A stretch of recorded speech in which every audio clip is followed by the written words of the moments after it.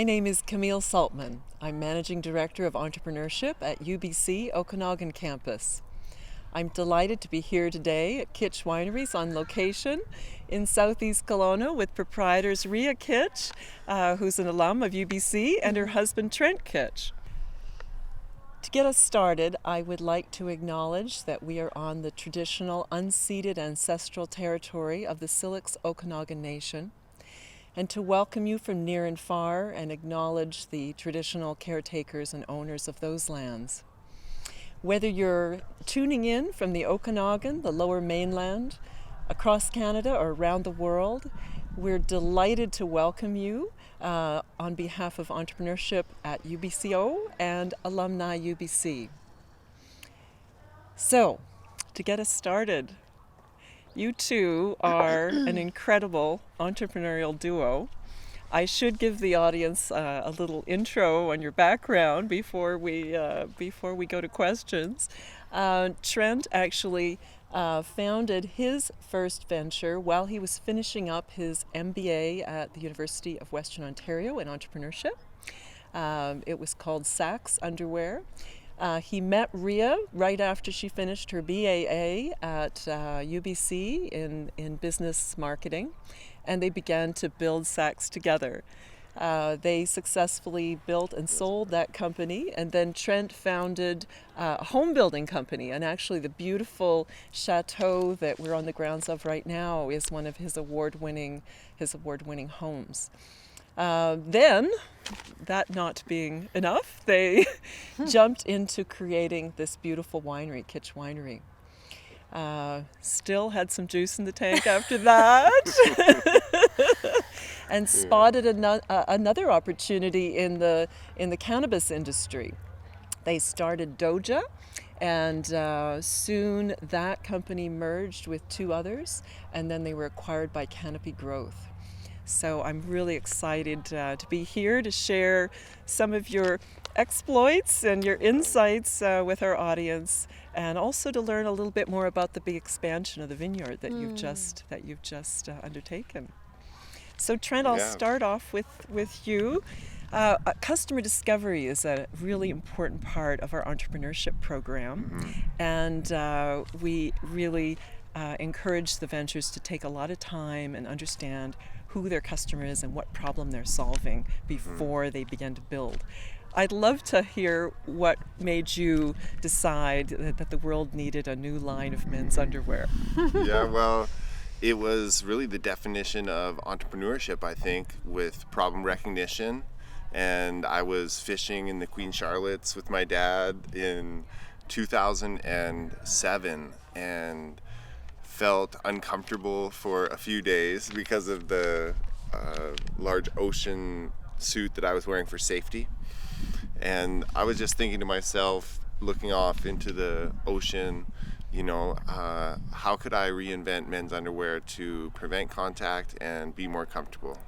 So that was my question to myself. And because I had been an athlete and part of baseball background, I'd always been around equipment to kind of try to protect your package, but nothing that was ever comfortable. And so in my mind's eye, started to envision Saks as these side panels, an addition to traditional underwear, boxer briefs. And then I started thinking about fabrics and applications and things like that from there. But the initial inspiration was just fishing and being uncomfortable and thinking, how could I make this better?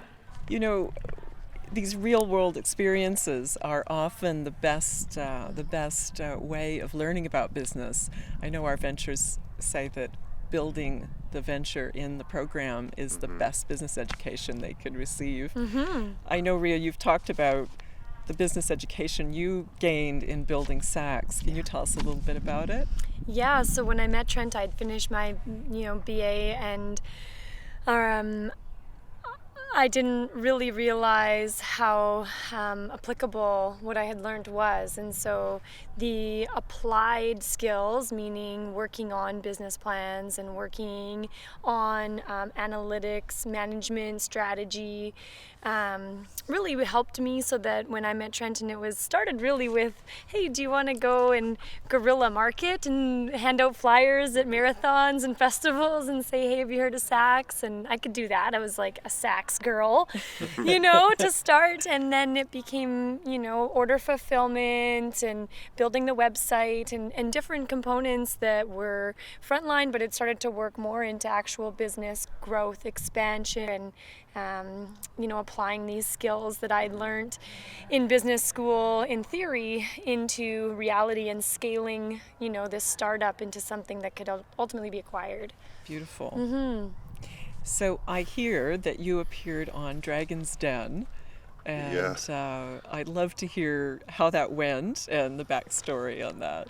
We were part of a business plan competition, a national business plan competition, and just by chance, the producer or one of the producers for Dragon's Den was in the audience when I was doing my pitches.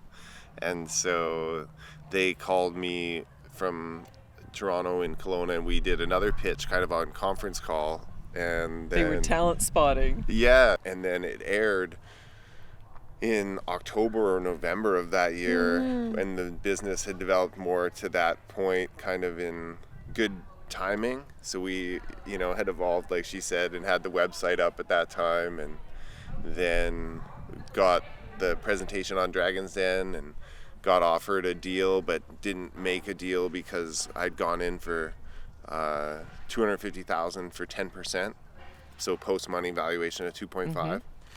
And at that time, you had to go into the den and get everything that you had asked for. And they weren't really into the creative things they do now with, like, I'll give you a royalty and a half loan. And So you're in, you're out. Yeah, and so Arlene Dickinson, who's a great entrepreneur and someone who I look up to, offered me 50% of the money, but no other dragon stepped in to kind of partner with her for the balance. So then we didn't get a deal, and we got entered into something called the Armchair Dragon Award. So we got voted by the people the best product that didn't get a deal. And so we got $50,000 for our prize. With no equity. And needed to be given up. Beautiful. So you can see the video on YouTube. It's pretty interesting, and the reason why they didn't want to do a deal, the other dragons, was that they argued the inventiveness and the uniqueness of the product made it so it wasn't going to be scalable, marketable. And I always thought that was so incorrect, in the sense that was the exact reason why it was going to be successful. Well, it's ironic that you were acquired by a company that acquires niche brands. Yeah, exactly. I would just proved your thesis. What other sources of funding did you go out for, and how did you look at that as a challenge and an opportunity?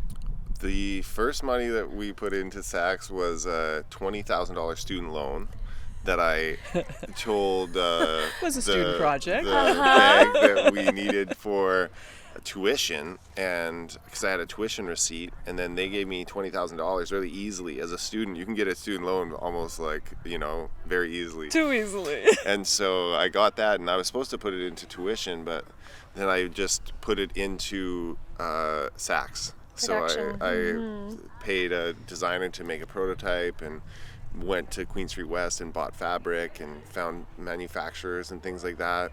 So the first $20,000 was my own, and then one of my MBA professors at the end of the term, it gave me $50,000 for 5%.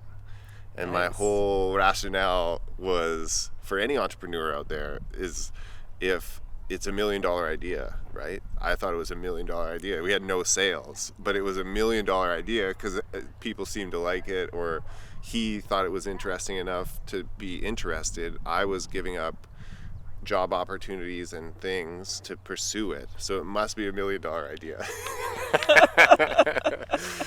So that's how we came to valuation on the first 5% for $50,000, and then about 6 months later, then the next round was another 5% for $100,000, and that was with a local entrepreneur here in Kelowna, and was basically the rationale was that we had made sales, we had finished the patent, we had done intellectual property, we'd had the website going, so we'd made some milestones to justify that increased valuation. And then I learned a lot about giving away equity too, as you do as entrepreneurs, trying to incentivize people to be involved in the company or advisors.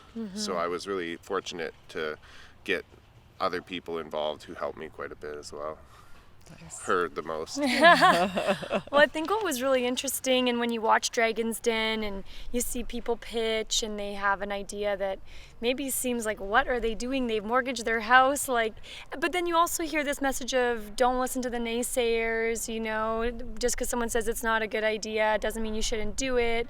And so I think one thing that's really challenging is people to know when do I say no, when do I mortgage my house? And one thing that Trent and the journey with Saks really taught me was, if people tell you no, you don't have to listen to them. If the market tells you no, that's when you should listen. And so when we did the Dragon's Den, or when the Dragon's Den episode aired, and we had set the website up just in time, and all of a sudden $10,000 in orders came in overnight while we were sleeping, the market told us yes. And so if we hadn't made any sales, that was something Trent had already said. The fork in the road is going to be when this airs. That's going to be whether we should keep going and take out any loans or raise more money or whatever the case. And so that's kind of a great jewel that I like to share, set these milestones that are based on market response. And that's really the ultimate in customer discovery. Will the customers buy the product or not? And if not, is it price or is it product or is it place, those marketing P's? But ultimately, if you're on Dragon's Den airing and people still aren't buying it, okay, what more can you have done, right? Right. Because it was a pretty premium price at the time for a single pair of men's underwear, and people bought it. So, it was also be open to discovering your customer. We thought it was going to be men, and women were actually the ones buying Saks. It was women buying for their men a lot of the time. I bought the first stylish underwear for my Right? husband. Because women will pay more for our undergarments. Plus, it's hard to find gifts for men. That's true too. That they would really appreciate. And women are early adopters and whatever the reasons are. So when we're talking customer discovery, there's end user, and then there's the customer who's buying too. So that was a learning for us to kind of pivot our narrative sometimes to be women oriented for this male product, which was kind of cool. Well, I'm sure you were able helped. to be very helpful. I understood that part better than the men problem, to be honest. Right. Yeah. Well, so you then jump from apparel to launching a winery. So a whole new, apparel to agriculture, essentially. Yeah. That must have been a whole new journey in terms of understanding where the market niche was and how you wanted to differentiate the brand and how to set the business up. Tell me a little bit about that journey. Well, I guess the journey was one foot in front of the other, like any journey is. We're from the Okanagan, Trent's third generation, and we felt like we love wine. It's shared. It's something you share amongst friends around a table. So we felt there was room for an opportunity that was a very approachable, inclusive, yet high quality, youthful and playful, yet refined and sophisticated, kind of trying to do this balancing act that people of all types felt they could aspire to and afford that bottle. So that was kind of the vision of how we went from underwear, and similar vibe to Saks, to be honest. It was a little bit premium, but accessible. You got some exposure to agriculture, then saw an opportunity in the cannabis field as that was opening up. Tell me what you saw and the niche that you decided to tackle there. I just heard the rumor that Canada was going to legalize cannabis medicinally, and so I started doing research, and then had an alternate view of where the market was going to go, which was adult use rec retail, which at that time wasn't perceived as going to happen. It was very medicinal in 2013, 15. And we had a vision for adult use rec retail when everyone else was really focused on low quality, low cost cannabis or heavily medicinal cannabis. Ria, Ryan, and I started Doja Cannabis with the capital that we had been fortunate enough to get from selling a portion of Saks. So we put all our own money in for the first number of years. Yeah. And then Rented an office from his dad, you know, Yeah. and then our first capital raise for Doja was $1.8 million at, I believe, 18 cents. yeah. And then ultimately, in a period of 2 years, we ended up fortunate enough to sell that for, You you don't know know, numbers. many dollars. And I think what's interesting there too is sales are key. Like sales are key. Quality, if you have quality, you know, why do you have quality? To get sales. You know, like why do you do all these things? To get sales. And when we brought Ryan on board, he's super talented in graphic design and marketing, and he's got a great eye and he's super smart. But also, he was our big leapfrog in e-commerce for Saks. So when we discovered how the medical marijuana system was going to work, and it was going to be sold only online to medical patients, Trent very wisely said, we need the best e-commerce person we can find. Because if you can make that sale and you're the easiest to find or you're the easiest to buy from, then you'll get the customer. You're in front of the right people at the right time. Yeah, it's about that sales channel and developing that, whether it's via distribution, whether it's via your reps, whether it's via online, and really making sure that like you have a focus on sales, because that's what's going to give your business a valuation eventually. You can kind of go on the idea it's $1 million early, but at some point, just like as it happened with cannabis, you need to prove it in the financials, and that comes with sales. And then you can work on getting costs down. Then you can work on these things. But if the money's not coming in, you know, it runs out. Many of our teams, you've been talking about branding, you've been talking about marketing and sales. Many of our teams are technically focused. So they're coming out of engineering or bioscience, and the brand side of it is somewhat of a mystery to them. Yeah. And I see the two of you, I love the brand that you've built with Kitsch. It's so youthful and fresh, and it has such a beautiful energy, and it's elegant. Thank you. And I think you did the same with Saks, and I saw some of the materials from Doja Yeah. as you were going through that journey, and they were gorgeous. Yeah. Tell me about your branding philosophy and how you approach that challenge with each of these, and some of the insights you've learned. Yeah, I mean, my approach is quite simple. Like, your brand is you, and we're all different. So you don't have to think what will make me different. You already are different. So really honing in on what you love. What music do you love? What movies do you love? What art do you love? What do you do for hobbies?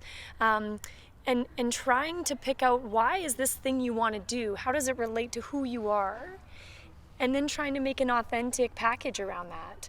So it's when you come to Kitsch, or when you look at our things, they're not just here's our wine. It's got music, it has art, it has people, it has video, it has great parties. Yeah, great parties. So it's about experience. A brand is about experience. It's about all your senses. And it's about how things look visually, how they taste, how they smell, how they sound, the environment in which you experience them. So when they talk authentic self, there's some integrity because it's based on a real person and a real set of values that are behind the company. I think so. That's the word I would use, exactly, values. I know one of your values is sustainability, and when you've described some of the work that you did to transform the cherry orchard into the winery expansion, I know that was a really important piece of that process for you. Yeah.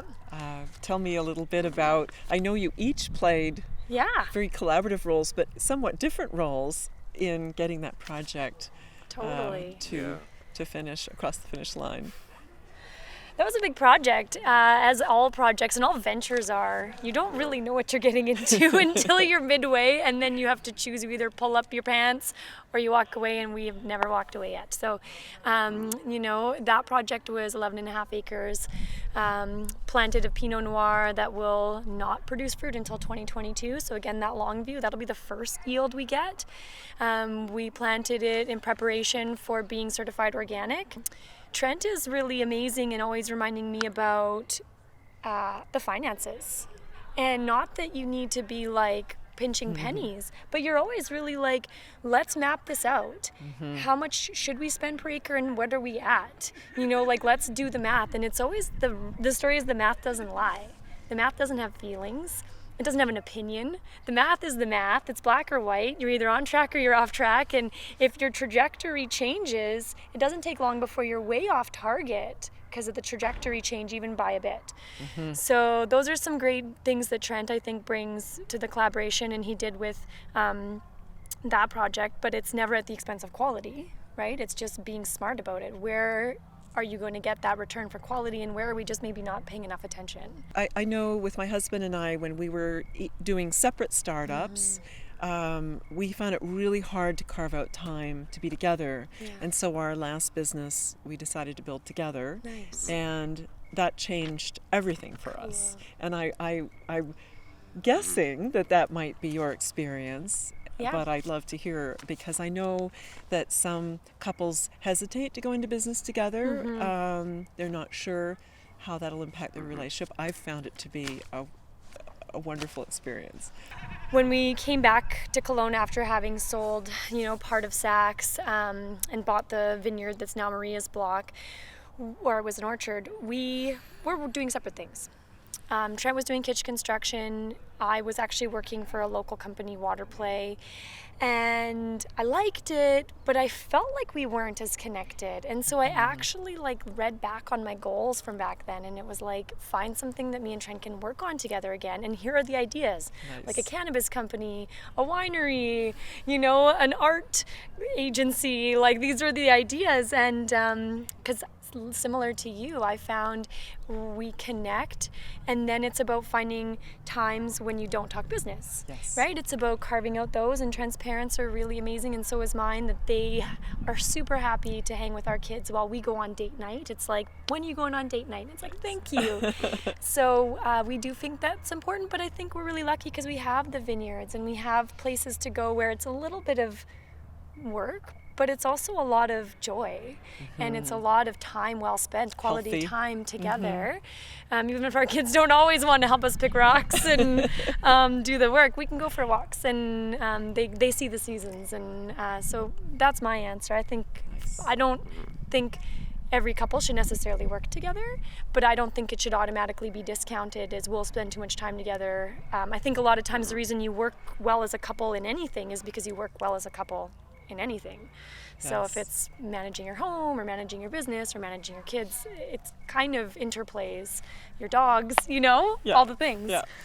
Well, I so appreciate the time with you both, and I know that these insights will be of great value to our audience and to our teams. Thank you so much for hosting us here. Thanks for thinking of us. We're super proud to be from the Okanagan and contribute back into the ecosystem, the economy, and the community. Well, you've been wonderful from a philanthropic perspective in the community, as well as business leaders, and we really appreciate it. Thanks, Camille. And thank you to all of you for joining us today from wherever you are for Homecoming at Home. Our Entrepreneurship at UBCO program is offered without cost to alumni who have graduated within the last 7 years, and also to researchers, undergrad and graduate students, and staff of UBCO.